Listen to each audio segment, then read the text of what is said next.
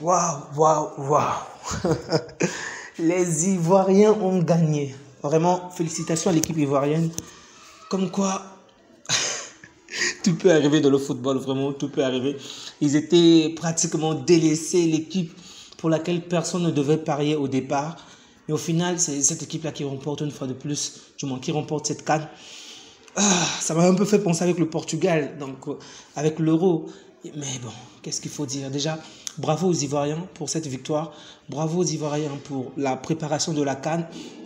Bravo à eux pour l'arbitrage parce que ça a quand même été assez bien fait. Ok, il n'y a pas eu vraiment de réel souci d'arbitrage ou quoi que ce soit. Tout était vraiment dans les règles de l'art. Les stades étaient beaux. Il y a vraiment eu de beaux spectacles, bon, surtout de la part des adversaires. Mais cette finale a bien été réalisée de la part des Ivoiriens. Il y a eu une domination claire et nette. Aujourd'hui, si la Côte d'Ivoire devait perdre, ça devait vraiment être cruel parce que la domination de la Côte d'Ivoire sur le Nigeria était claire et nette. La Côte d'Ivoire, en fait, a largement mérité cette finale-là par rapport au Nigeria. Domination en termes de tir, en termes de possession, en termes de jeu, en termes de positionnement. Et même, en fait, la Côte d'Ivoire a apporté toute la créativité qu'il fallait, tandis que du côté du Nigeria, ils ont vraiment joué le bloc bas et ben, ça les a posé problème aujourd'hui. Donc, je n'arrive vraiment pas à le croire, mais bon, bravo à eux. Je vais vraiment me faire chambrer par pas mal de mes amis ivoiriens, mais bon, ça sera quand même, c'est vraiment mérité. Dans ce match, déjà, un joueur que je tenais à féliciter une fois de plus, c'est Sébastien Haller ainsi que Kessié. Ces deux joueurs n'ont pas commencé en tant que titulaires et pourtant, ce sont ces deux joueurs-là aujourd'hui qui donnent la finale, qui donnent la coupe à la Côte d'Ivoire. Comme quoi, il est toujours possible de changer la tendance. C'est vrai que les choses peuvent mal commencer dans votre vie, les choses peuvent mal débuter, mais c'est la fin d'une chose qui vaut mieux que son commencement. Et donc, se donner à fond pourrait faire en sorte que toutes les choses puissent changer. Donc, ces deux joueurs, vraiment, je les souhaite le meilleur pour la suite.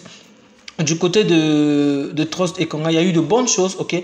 Mais je pense que le Nigeria a trop voulu profiter des coups de pied arrêtés ou des balles en l'air, tandis que de l'autre côté, il y avait vraiment une belle proposition de jeu. Donc, c'est vraiment... Que dire? C'est juste mérité en fait. Il n'y a pas grand chose à dire par rapport à ce match, si ce n'est que c'est mérité. Les Ivoiriens se sont vraiment donnés à fond et ils l'ont largement mérité. Et j'espère que le coach de la Côte d'Ivoire, on va en fait l'accorder plus de confiance. Je parle bien de Faye. J'espère qu'il aura plus de temps, du moins, pour pouvoir développer cette équipe-là parce que c'était pas du tout lui que apparemment la sélection voulait. On voulait d'autres personnes, mais au final, c'est lui qui donne cette coupe à cette Côte d'Ivoire. Donc, bravo à lui.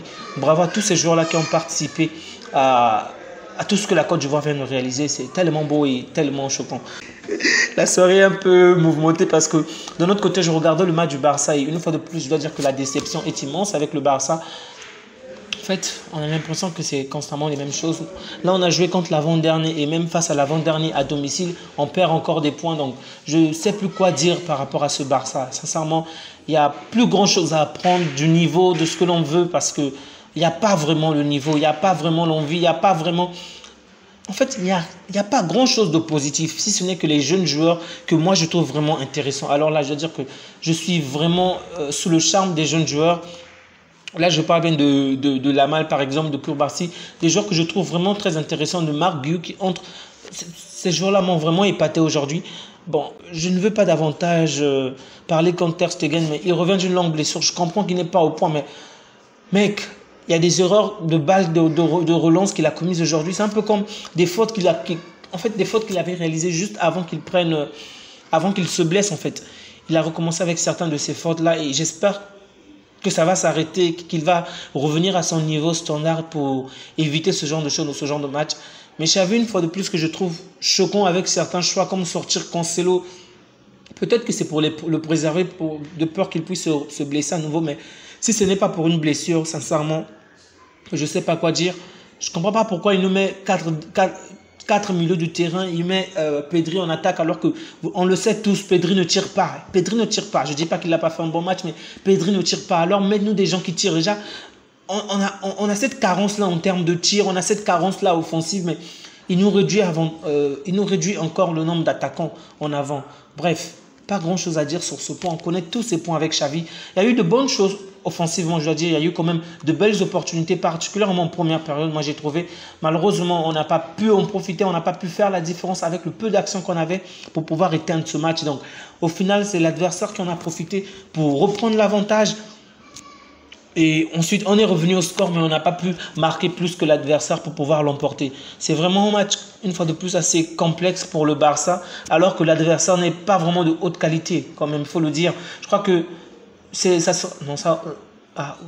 Jusque-là, Grenade n'a pas encore gagné le match à l'extérieur et ils ont failli gagner avec nous. C'est quand même choquant. On parle de l'avant-dernier, une équipe relégable et on a failli perdre contre cette équipe-là. Il a fallu une fois de plus que l'on puisse se reposer sur un jeune comme Lamine Yamal. Il y a eu de bonnes combinaisons offensives, je dois l'avouer. Mais est-ce que ces bonnes combinaisons sont dues au fait qu'on avait un adversaire fébrile ou c'est parce qu'une équipe commence à trouver un style offensif plus intéressant? Ce sont des choses qu'on va voir avec l'avenir. Heureusement pour nous, on ne va pas affronter le Napoli pour l'instant parce que le Napoli, c'est dans 10 jours. Certainement, le Napoli également va s'améliorer parce que pour l'instant, le Napoli également n'est pas dans une bonne forme.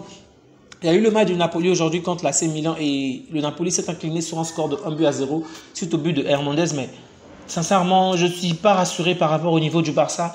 Je me dis que cette équipe du Napoli peut toujours se transcender en Ligue des Champions, montrer de meilleures performances. Mais est-ce que le Barça est en mesure de faire la même chose? Prochaine marque. Donc, je suis vraiment pas optimiste pour la suite de la saison.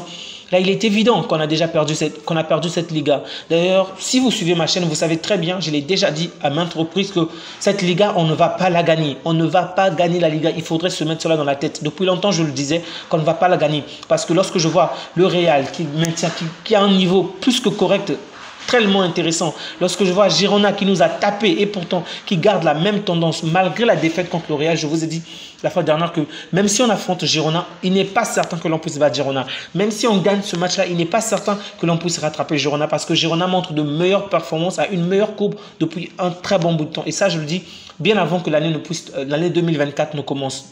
Pour vous dire de quelle manière que je savais, avec Xavi, on ne va pas... En fait, qu'on ne puisse pas s'attendre à un quelconque trophée, sincèrement. Il n'a pas le niveau, l'équipe n'a pas le niveau, tout va de travers. Donc, c'est encore moins la Ligue des Champions. Je vois mal, déjà si il nous est presque impossible de gagner des matchs simples contre l'avant-dernier du championnat, je vois mal cette équipe du Barça remporter la Ligue des Champions. Tout est possible, évidemment. Il y a des miracles, comme aujourd'hui on l'a vu avec la Côte d'Ivoire, mais sincèrement, je ne pourrais vraiment, alors là, pas vraiment m'attendre à grand-chose pour le Barça, pour cette saison. Vous qui n'avez surtout pas encore vu ma vidéo sur est-ce que le Barça est un grand club, n'oubliez surtout pas de consulter cette vidéo-là.